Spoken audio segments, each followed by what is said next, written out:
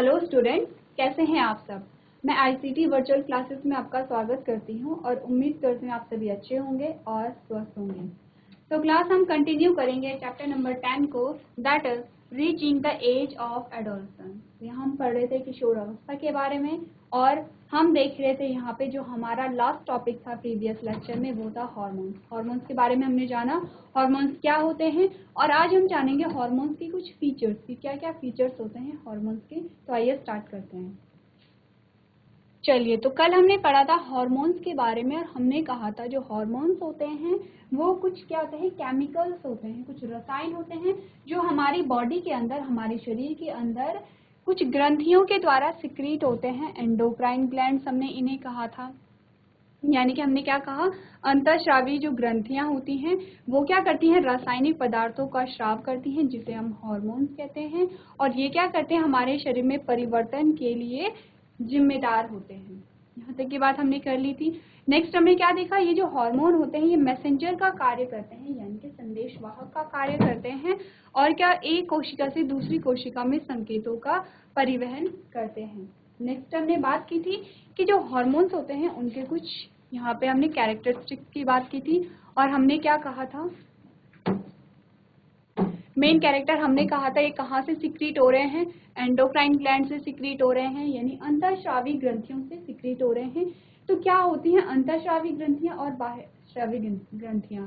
तो हमने endocrine gland में हमने देखा कि जो भी हार्मोन्स वहाँ पे निकल रहे हैं उनका जो श्रावण है वो कहाँ होगा, हमारी बॉडी फ्लूइड में होगा, यानी कि हमारे ब्लड में होगा, हमारे रक्त में होगा। वहीं अगर हम एक्सोक्राइन ग्लैंड्स की बात करते हैं तो हमने कहा कि एक्सोक्राइन ग्लैंड्स के द्वारा कोई भी श्रावण होता है तो वो वेसल्स के द्वारा होगा, यानी कि वो ऐसे नहीं होगा कि डायरेक्ट हमारे ब्लड में आ गया है। जैसे कि हमने कहा कि स्वेट यानी कि पसीना निकल रहा है, तो पसीना हमारे ब्लड में नहीं निकलता है बल्कि हमारी बॉडी के सरफेस में निकलता है। ऐसे ही और भी सारे क्या होते हैं, और भी सारे श्रावण होते हैं जो कि यहाँ पे डक्ट के द्वारा निकलते हैं, यानी कि आप ऐसे इसे ले सकते हैं कि जैसे यहाँ पे पाइप का यूज हो रहा है उन कहाँ से, जो एक्सोक्राइन ग्लैंड है, जो बाह्य श्रावी ग्रंथियां हैं। आप नाम से आप कंफ्यूज नहीं करेंगे कि जहाँ पे अंतःस्रावी ग्रंथियां हैं वहाँ पे जो श्रावण हो रहा है वो ब्लड में हो जा रहा है और जो बाह्य श्रावी ग्रंथियां एक्सोक्राइन ग्लैंड है वहाँ से जो श्रावण हो रहा है वो डक्ट के द्वारा हो रहे हैं। नाम थोड़ा कंफ्यूजिंग है लेकिन आपको याद रखना है कि जो एक्सोक्राइन ग्लैंड से जो भी श्रावण होगा, जो भी सिक्रीशन होगा वो डक्ट के थ्रू सिक्रीट होगा। यानी कि जैसे हम कहते हैं कि यहाँ पे पाइपों के द्वारा या जैसे हम कहते हैं कि वेसल्स के द्वारा यहाँ पे ब्लड फ्लो होता है तो वेसल्स के द्वारा हो रहा है, वैसे ही यहाँ पे कोई सिक्रीशन हो रहा है तो डक्ट के द्वारा यहाँ पे हो रहा है। तो पहली बात हमें याद रखनी कि हार्मोन्स एंडोक्राइन ग्लैंड से सिक्रीट होते हैं, इसका मतलब कहाँ पे होगा। सेकेंड लाइन हमें यही बताती है कि ये कहाँ पे सर्कुलेट होंगे, बॉडी फ्लूइड में, यानी कि हमारे ब्लड में क्या होते हैं, ये सर्कुलेट होते हैं। नेक्स्ट यहाँ पे कहा गया है कि किसके लिए रिस्पॉन्सिबल होते हैं, कि यहाँ पे behaviour of the target cell के बिहेवियर को रेगुलेट करते हैं ये, यानी कि अगर सेल में वृद्धि होनी है तो वृद्धि करेंगे, सेल की वृद्धि को रोकना है तो रोकेंगे। नेक्स्ट हमने क्या देखा, हमने कहा कि ये लॉन्ग टर्म इफेक्ट को कॉज करते हैं, ऐसे इफेक्ट, ऐसे प्रभाव को, ये ऐसे प्रभाव के लिए जिम्मेदार होते हैं कि जिनका प्रभाव बना रहता है हमेशा। जैसे हमने कहा कि बिहेवियर में चेंजेस होगा और ग्रोथ होगी, यानी कि वृद्धि होगी। नेक्स्ट हमने कहा कि जो अंग हैं अंगों का क्या होगा, विकास होगा। और हमने कहा कि यहाँ पे क्या हो रहा है, मेनोपॉज हो रहे हैं। तो ये जो चेंजेस हैं ये क्या है, स्थायी हैं। ऐसा नहीं होता है कि ये चेंजेस क्या होते हैं, ये चेंजेस टेम्परेरी नहीं है बल्कि परमानेंट होते हैं, स्थायी होते हैं। आप अडल्ट भी हो जाएंगे, यानी कि आप मेच्योर जब हो जाएंगे, आपकी एज 40 प्लस भी हो जाएगी तो ये चेंजेस बने रहते हैं। अगर हम मोनोपॉज की बात करें तो मैंने आपको कल बताया था 45 टू 50 की एज में ये प्रक्रिया पाई जाती है। और क्यों ये हो रहा है, क्योंकि वहाँ पे हार्मोन का सिक्रीशन हो रहा है, वो कुछ ऐसे बदलाव कर रहे होंगे कि यहाँ पे जो मेंस्ट्रुएशन है वो क्या हो रही है, यहाँ पे बंद हो रही है। चलिए नेक्स्ट हमने क्या देखा, हमने कहा कि जो हार्मोन्स होते हैं वो लिमिटेड क्वांटिटी में सिक्रीट होते हैं और टाइम के अकॉर्डिंग होते हैं, यानी ऐसा नहीं है कि जो हार्मोन्स है वो हमेशा ही सिक्रीट हो रहे हैं, हमेशा ही स्रावित हो रहे हैं। टाइम के अकॉर्डिंग होगा और आवश्यकता के अकॉर्डिंग, आवश्यकता के अनुसार यहाँ पे होता है। नेक्स्ट हमने क्या देखा, हमने कहा कि यहाँ पे अलग अलग ग्लैंड, अलग अलग ग्रंथियां होती हैं और अलग अलग ग्रंथियों से अलग अलग प्रकार के हार्मोन्स यहाँ पे निकलते हैं। और लास्ट हमने क्या बात की थी कि इन हार्मोन्स का जो श्रावण होता है वो कैसे होता है, हमारा इन्हें कौन रेगुलेट करता है, कौन नियमित करता है, हमारा जो नर्वस सिस्टम है उससे ये रेगुलेट करता है। तो आप लोगों को सबको समझ आ गया कि हार्मोन्स क्या होता है और उसके क्या कार्य होते हैं। जीआईसी खालू खेत, आप सबको समझ आ गया है कि हार्मोन क्या होते हैं और उनके कार्य क्या होते हैं। किन्हें समझ आए हाथ खड़े कीजिए। ठीक है, आप में से कोई बता सकता है हार्मोन्स क्या होते हैं? ठीक है, माइक लीजिए और मुझे बताइए कि हार्मोन्स क्या होते हैं। GIC Khalu Khet. Good morning ma'am. Good morning, क्या नाम है आपका? Ma'am my name is Arun Singh. Arun. जी। ओके अरुण, तो बताइए कि हार्मोन्स क्या होते हैं।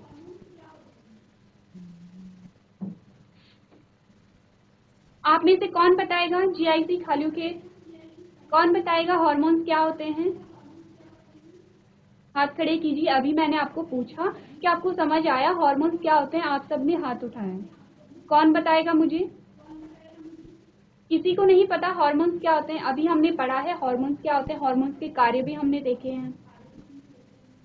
हार्मोन्स क्या होते हैं हमने कल पढ़ लिए थे, आज हम सिर्फ रिवाइज करें। हमने फंक्शन भी देख लिए थे, हमने ये जो फीचर, जो गुण हम पढ़ रहे हैं हार्मोन्स के, ये भी हमने कल पढ़ लिए थे। हम आज सिर्फ रिवाइज कर रहे हैं कि हमने प्रीवियस लेक्चर में क्या देखा था। आप लोगों में से किसी को भी नहीं पता कि हार्मोन क्या होते हैं? चलिए मैं आपको एक बार फिर बताती हूँ कि हार्मोन क्या होते हैं। चलिए ठीक है, आपको ये नहीं पता हार्मोन्स क्या होते हैं, लेकिन आपके सामने हार्मोन्स के कुछ गुण दिखाए लिखे हुए हैं। इनमें से कोई एक गुण हमें मुझे बताइए कि आपको कौन सा गुण समझ में है कि हार्मोन्स के क्या गुण होते हैं, बताइए। कौन बताएगा? इनमें से कोई एक फीचर मुझे बताइए जो आपको समझ आया होगा, इनमें से कोई भी एक फीचर। यानी कि आप लोग ध्यान से नहीं सुन रहे कि हमने अभी तक क्या पढ़ा। हमने क्या पढ़ा? मैंने आपको कहा कि हार्मोन्स कुछ केमिकल्स होते हैं, कुछ रसायन होते हैं जो हमारे शरीर के अंदर स्रावित होते हैं। और कहाँ से स्रावित हो रहे हैं? कुछ ग्रंथियां होती हैं हमारे शरीर के अंदर, और उन ग्रंथियों को हम यहाँ पे एंडोक्राइन ग्लैंड्स कह रहे हैं, यानी अंतःस्रावी ग्रंथियां कह रहे हैं। और इन अंतःस्रावी ग्रंथियों के द्वारा कुछ यहाँ पे रसायन निकलते हैं, और यही रसायन, इन्हीं रसायनों को हम हार्मोन्स कहते हैं।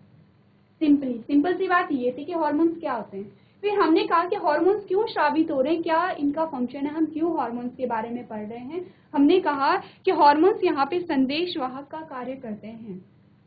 यानी कि जब हमने यहाँ पे इनके फीचर्स पढ़े थे, तो हमने फीचर्स में क्या पढ़ा, क्या क्या कर रहे हैं ये हमारे व्यवहार में चेंज कर रहे हैं। किस प्रकार का व्यवहार? हमने कहा कि पहले हम क्या, जब हम छोटे थे तो हमारा व्यवहार कुछ और था। जैसे कि जब आप बहुत छोटे रहे होंगे तो आपका व्यवहार आपके पड़ोसियों के साथ कुछ और था, अपने घर में कुछ और था। आप किसी को कुछ भी बोल देते थे, आप किसी को अच्छा भी बोलते हो तो कुछ किसी को बुरा भी बोल देते हो, क्योंकि आपको इतनी समझ नहीं होती है। और जैसे जैसे आप बड़े हो रहे हो वैसे वैसे आपका बिहेवियर चेंज हो रहा है, आपका व्यवहार चेंज हो रहा है। अब आप समझ रहे हो कि आपको किस प्रकार का व्यवहार करना चाहिए। अपने से जो बड़े हैं आपको पता है आपको उनके साथ सम्मान से बात करना है, अपने से छोटे जो हैं उनसे प्यार से बात करनी है, और जो अपने बराबर के जो लोग होते हैं उनके साथ आप फ्रेंड्स होके बात करते हैं। ये क्या है, अब आप अलग अलग, आप स्थिति के अनुसार क्या कर रहे हैं, अलग अलग प्रकार का व्यवहार कर रहे हैं। आपके व्यवहार में चेंज हो रहा है, और ये जो चेंज हमें देखने को मिलता है मेनली किशोर अवस्था में आता है, क्योंकि आपका जो व्यवहार है हर एक चीज के लिए चेंज होता जाता है, चाहे कोई भी चीज हो। नेक्स्ट हमने क्या कहा, यहाँ पे ग्रोथ चेंज हो रही है। ग्रोथ हमने पढ़ा था वृद्धि के बारे में, जब हम पढ़ रहे थे कि किशोर अवस्था आती है और किशोर अवस्था में चेंजेस हो रहे हैं। तो किस प्रकार के चेंजेस हो रहे हैं? हमने कहा कि यहाँ पे सडन एकदम से हाइट बढ़ने लगती है गर्ल्स और बॉयज में।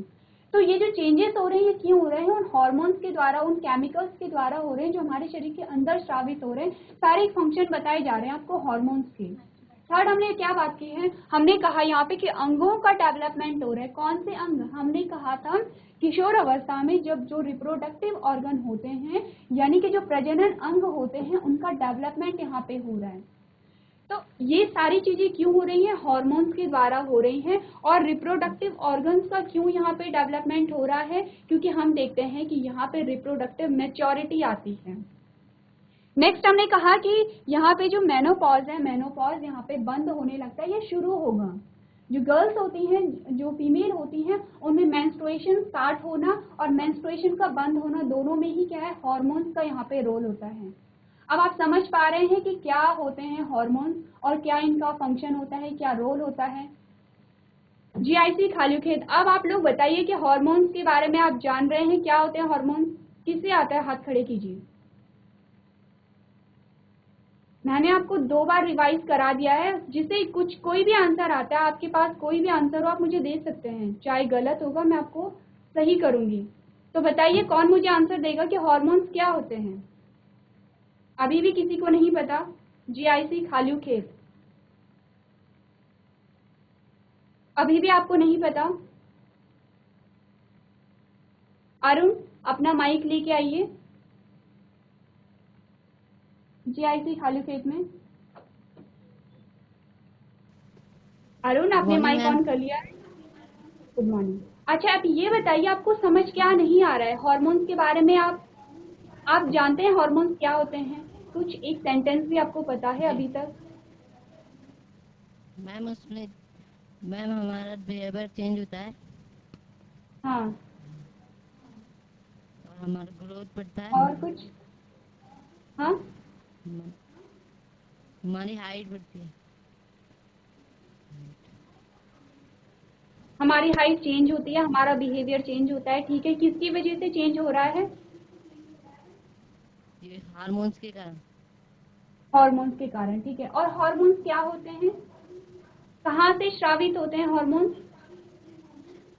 हार्मोन्स रासायनिक पदार्थ होते रासायनिक पदार्थ, वेरी गुड अरुण। कि हार्मोन्स क्या होते हैं? रासायनिक पदार्थ होते हैं, ठीक है, वेरी गुड अरुण, इसका मतलब आपने सुना है। अब जो अरुण के बगल में जो बच्चा बैठा है, आप माइक पकड़ेंगे, आप सबसे क्वेश्चन पूछा जाएगा, क्योंकि आप सबको ध्यान में रखना है, आपके एग्जाम होने वाले हैं और ये रिवीजन चल रहा है, फिर भी आपको आंसर्स नहीं आ रहे हैं। हाँ जी, आपका नाम क्या है? Good morning ma'am. Good morning, क्या नाम है आपका? Prince Rawat. Prince, okay Prince. तो प्रिंस ने इससे पहले भी एक बार आंसर दिया था। तो बताइए प्रिंस, हार्मोन के बारे में जो भी आप जानते हैं, जितना भी जानते हैं, आप मुझे बताइए क्या होते हैं हार्मोन, क्या गुण होते हैं उनके? हार्मोन्स हमारे शरीर में बदलाव करते हैं। हाँ, वेरी गुड, बदलाव करते हैं, ठीक है। इन बदलाव में हमारी ग्रोथ बढ़ती है और हमारा बिहेवियर चेंज होता है। हाँ, ठीक है। और क्या है? और कोई सेंटेंस आपको याद आ रहा है हार्मोन्स के बारे में? ठीक है प्रिंस, अब सबसे लास्ट में जो गर्ल्स बैठी हैं उनमें से आप किसी एक को माइक देंगे और वो मुझे बताएंगे कि हार्मोन्स क्या होते हैं। सबसे लास्ट में। हाँ, गुड मॉर्निंग कोई मैम। बात नहीं, अपनी सीट। गुड मॉर्निंग, आपका नाम क्या है? Ma'am my name is Shweta. Okay Shweta. Shweta, अब मुझे बताइए आप हार्मोन्स के बारे में क्या जानती हैं? मैम हार्मोन्स हमारी बॉडी में चेंज लाते हैं। हाँ, ओके, हमारी बॉडी का शेप चेंज होता है। वेरी गुड, शेप चेंज होता है और गर्ल्स और बॉयज दोनों का जो हमा शेप है वो अलग अलग होता है। वेरी गुड, हमें एक नया पॉइंट बताया श्वेता ने, ठीक है। और गर्ल्स बॉयज में एडम एप्पल होता है। Very good. और जो एडम्स एप्पल होता है वो क्या होता है? बढ़ता है, इंक्रीज होता है, ठीक है। मैम और हमारे हाइट और वेट में भी चेंजेस होते हैं। हाँ, बिल्कुल चेंजेस होते हैं। तो श्वेता ने हमें काफी सारे पॉइंट्स बता दिए। श्वेता, आपको आंसर आता था फिर भी आप हाथ खड़ा क्यों नहीं किया आपने? आपको आंसर आता है लेकिन फिर भी आप आंसर नहीं देते हैं क्योंकि आप में हेजिटेशन है, ठीक है। अच्छी बात है श्वेता। अब आप मुझे जो फ्रंट में जो बॉयज बैठे हैं उन्हें माइक देंगे जिन्होंने मास्क पहना है। Good morning ma'am. Good morning, आपका नाम क्या है? मेरा नाम सुजल। सुजल। तो सुजल, आप मुझे ये बताइए, जो किशोर अवस्था होती है उसकी उम्र क्या होती है? कब से जो किशोर अवस्था है, हम मानते हैं कि अब जो बच्चा है वो किशोर हो चुका है, किशोर अवस्था उसमें शुरू हो गई है। क्या आप जानते हैं किशोर अवस्था की क्या एज होती है, क्या उम्र होती है? 10 से 12। 10 से 12, ओके, या फिर 12 से 13, ठीक है, वेरी गुड। एटलीस्ट आपको 10। आइडिया है कि क्या वहाँ पे उम्र होती है, ठीक है। अब चलिए बैठिए सुजल, अब बैठिए। तो हमने क्या देखा? हमने देखा कि हार्मोन्स क्या होते हैं। हार्मोन्स कुछ रसायन होते हैं, केमिकल्स होते हैं, और हमारे शरीर के अंदर ही स्रावित हो रहे हैं, हमारी ही ग्रंथियों के द्वारा स्रावित हो रहे हैं। आपको ध्यान रखना है सारी चीजें। हमने जब कैरेक्टर पढ़े थे, और कौन सी ग्रंथियां, आप एंडोक्राइन ग्लैंड, जिसे हम अंतःस्रावी ग्रंथियां कहते हैं, इन ग्रंथियों के द्वारा हार्मोन निकल रहे हैं, और ये सारे ही चेंजेस यहाँ पे लेके आ रहे हैं। तो यहाँ तक की बात हमने कर ली थी। अब हम पढ़ते हैं कुछ एंडोक्राइन ग्लैंड्स के बारे में। कौन होती हैं एंडोक्राइन ग्लैंड्स? जो हार्मोन्स का स्रावण कर रही हैं। तो यहाँ पे हम क्या पढ़ेंगे? हम पढ़ेंगे the endocrine glands are also called a ductless gland. Ductless का ग्लैंड का क्या मतलब है? कि जिनमें डक्ट का प्रयोग नहीं होता है। डक्ट क्या होती है? आप पाइप समझ सकते हैं, क्योंकि हमने क्या कहा है कि जो अंतःस्रावी ग्रंथियां होती हैं या एंडोक्राइन ग्लैंड्स होती हैं, जीआईसी खालियों के बीच में जो बच्चे बैठे हैं, आपको हंसना नहीं है क्योंकि नेक्स्ट नंबर आपका है। अब आपसे पूछा जाएगा एंडोक्राइन ग्लैंड्स के बारे में। हंसिए मत, ध्यान से सुनिए। पहले मैं आपको बताऊंगी और फिर आप मुझे बताएंगे कि आपने अभी तक क्या सीखा है। तो हम क्या कह रहे हैं? हमने कहा जो एंडोक्राइन ग्लैंड्स होती हैं, जिन्हें हम अंतःस्रावी ग्रंथियां कहते हैं, वो डक्टलेस होती हैं, उनमें डक्ट नहीं होती हैं। डक्ट को हम ऐसे ले सकते हैं कि वो पाइप लेस होती हैं, पाइप नहीं होते हैं, क्योंकि जो भी स्रावित हो रही है, अब ये ऐसा है कि जैसे कोई नल है, अब नल से जो पानी निकल रहा है वो ऐसे ही निकल रहा है, किसी पाइप के थ्रू एक जगह से दूसरी जगह नहीं जा रहा है। आप ऐसा समझ लीजिए। और जो एक्सोक्राइन ग्लैंड होगी, यानी कि बाह्य स्रावी ग्रंथियां होंगी, उनमें जो सिक्रीशन होगा, जो श्रावण होगा, वो डक्ट के द्वारा होगा, यानी कि नल में एक पाइप लगा होगा, पाइप के द्वारा एक जगह से दूसरी जगह जाएगा। जबकि यहाँ से जो हार्मोन एक जगह से दूसरी जगह जा रहे हैं, वो हमारे रक्त के द्वारा जा रहे हैं, ना ही किसी डक्ट के द्वारा। चलिए नेक्स्ट हमने क्या देखा? Because they secrete the hormones directly into the blood. Okay, हमने क्या सीखा? हमने सीखा एंडोक्राइन ग्लैंड्स जो भी श्रावण करती हैं, मतलब जिस भी हार्मोन का श्रावण करेंगी, वो कहाँ पे करेंगे? हमारे रक्त में, हमारे ब्लड में करती हैं। नेक्स्ट हमने क्या देखा? In males the testis secrete the male hormone और द टेस्टोस्टेरोन। अब जो मेल होते हैं, मेल में क्या होता है? मेल यानी कि आपको ये पता है कि मेल और फीमेल किसे कहते हैं? जीआईसी खालियों के बताइए मुझे, मेल और फीमेल आपको पता है किसे कहते हैं?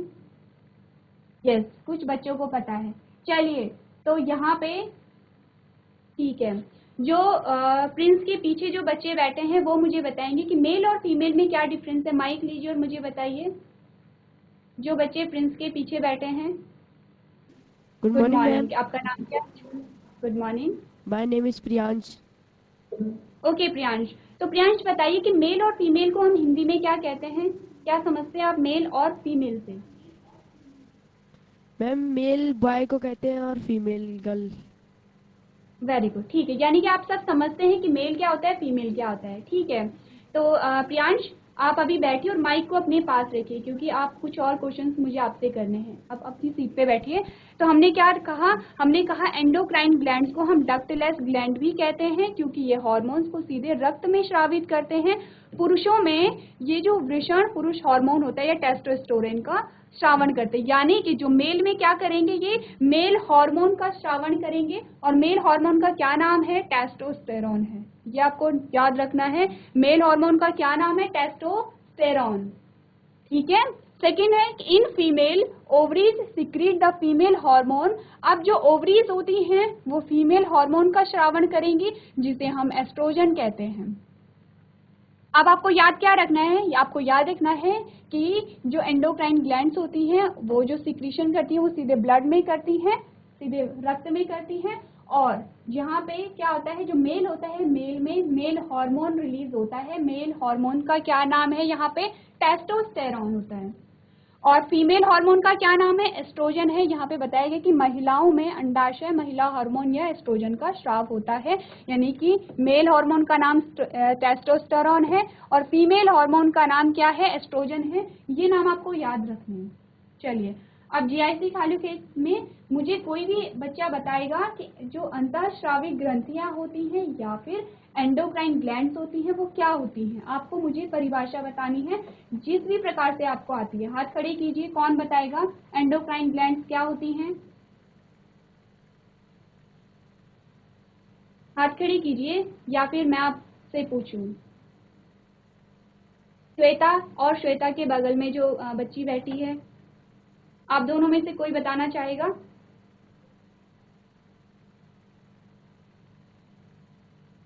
चलिए, प्रियांश के जो बगल में बच्चा बैठा है मुझे वो बताएगा कि जो एंडोक्राइन ग्लैंड्स होती हैं वो क्या होती हैं। प्रियांश, माइक दीजिए।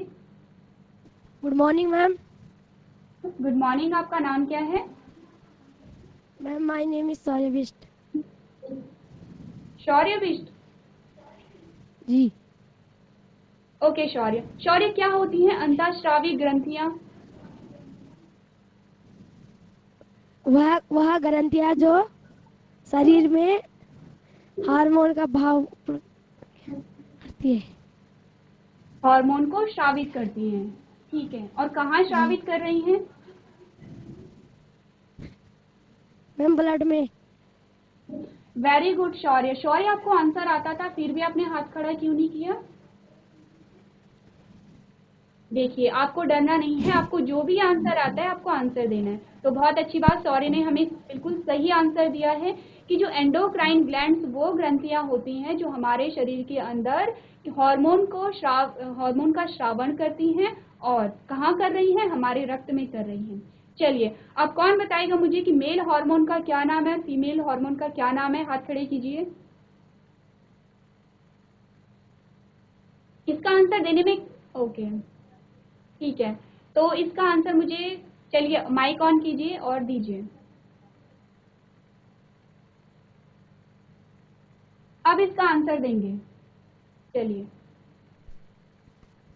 Good morning ma'am. Good morning, आपका क्या नाम है। Ma'am my name is Shikha. Shikha. Yes Shikha है मैम। आपका नाम। ओके शिखा, बताइए मुझे, आपको फीमेल हार्मोन का नाम बताना है। आपको मुझे फीमेल हार्मोन का नाम बताना है। Ma'am male. अच्छा, आपको मेल, चलिए मेल हार्मोन का ही नाम बता दीजिए। एस्ट्रोन। एस्ट्रोजन कौन सा हार्मोन है, फीमेल या मेल। Ma'am male. और टेस्टोस्टेरोन।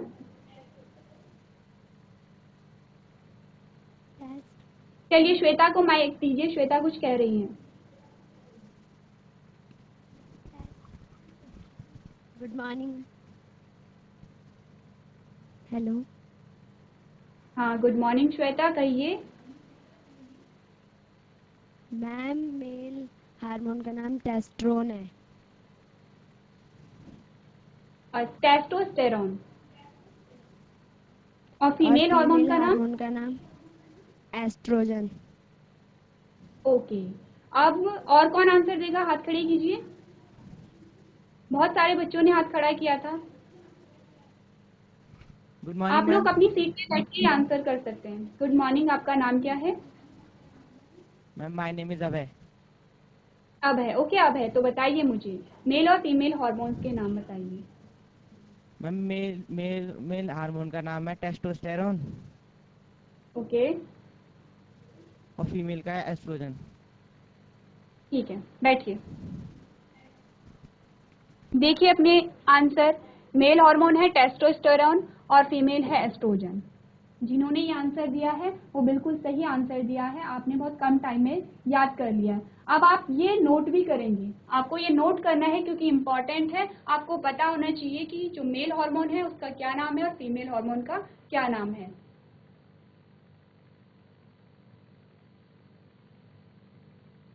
अब ये बताइए, अगर आपको पूछा जाए हार्मोन्स के बारे में, एंडोक्राइन ग्लैंड्स यानी कि अंतःस्रावी ग्रंथियों के बारे में, और मेल और फीमेल हार्मोन्स के बारे में, सब बता देंगे?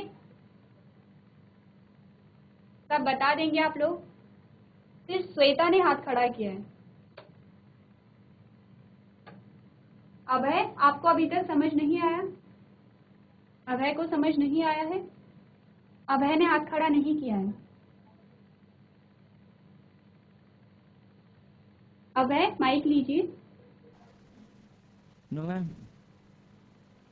ओके, तो अब आप बता देंगे, आपसे कुछ भी पूछा जाए तीनों चीजों में से?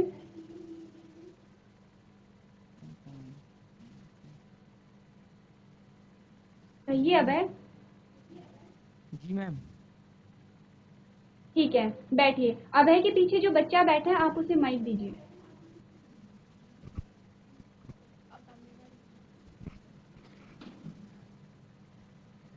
Ma'am good morning. Good morning, आपका क्या नाम है? Ma'am my name is Krishna. Krishna, okay Krishna. अच्छा कृष्णा, बताइए मुझे किसी एक हार्मोन का एग्जांपल दे सकते हैं आप? किसी एक हार्मोन का नाम बताना है आपको, कौन बताएगा? नाम बताओ। कृष्णा, आपको आता है? Ma'am insulin. इंसुलिन। श्वेता ने हाथ खड़ा किया है, श्वेता को माइक दे दीजिए।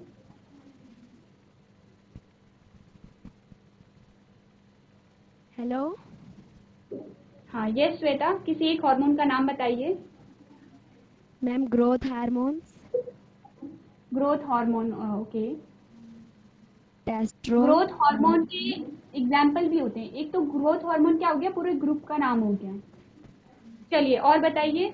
ठीक है, ग्रोथ हार्मोन भी ठीक है, आपको पता है कि ग्रोथ हार्मोन भी हाँ टेस्टोस्टेरोन।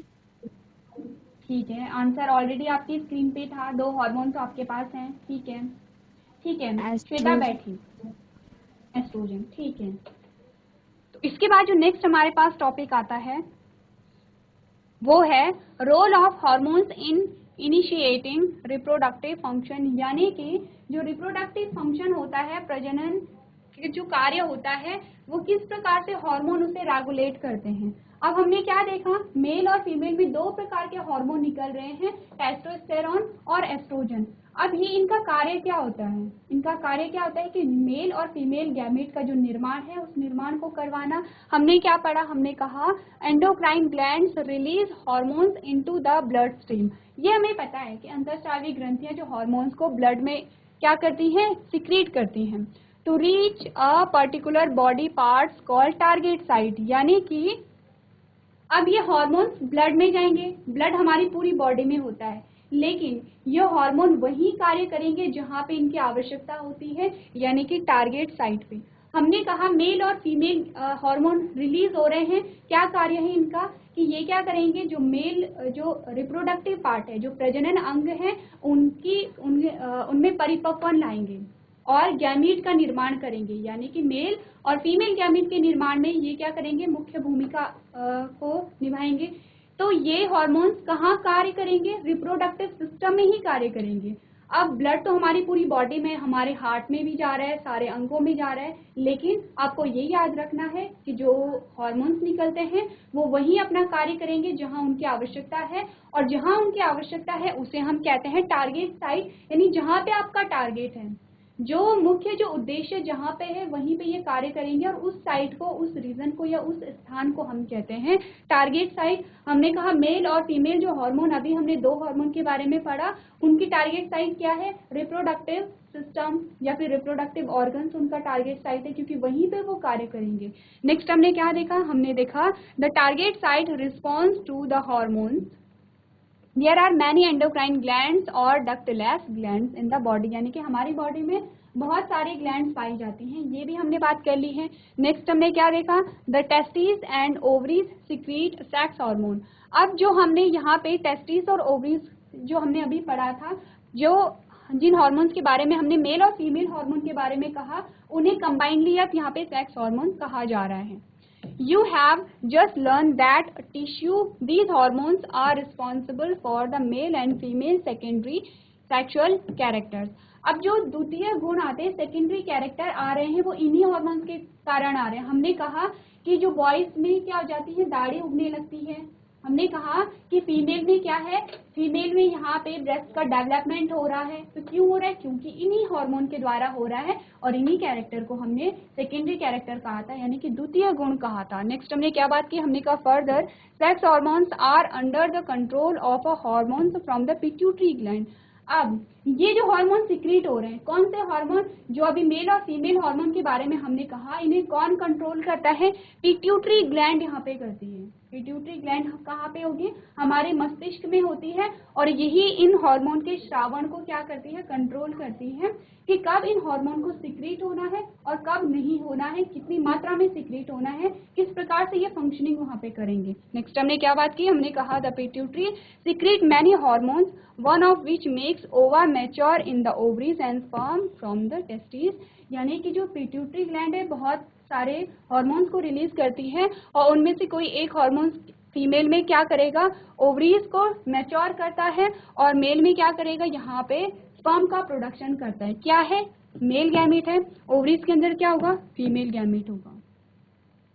तो ये आज हमने बात की है हार्मोन्स के बारे में। तो आज के सेशन में हम इतना ही करेंगे, इसके आगे का जो पोर्शन है हम उसे नेक्स्ट क्लास में कंटिन्यू करेंगे।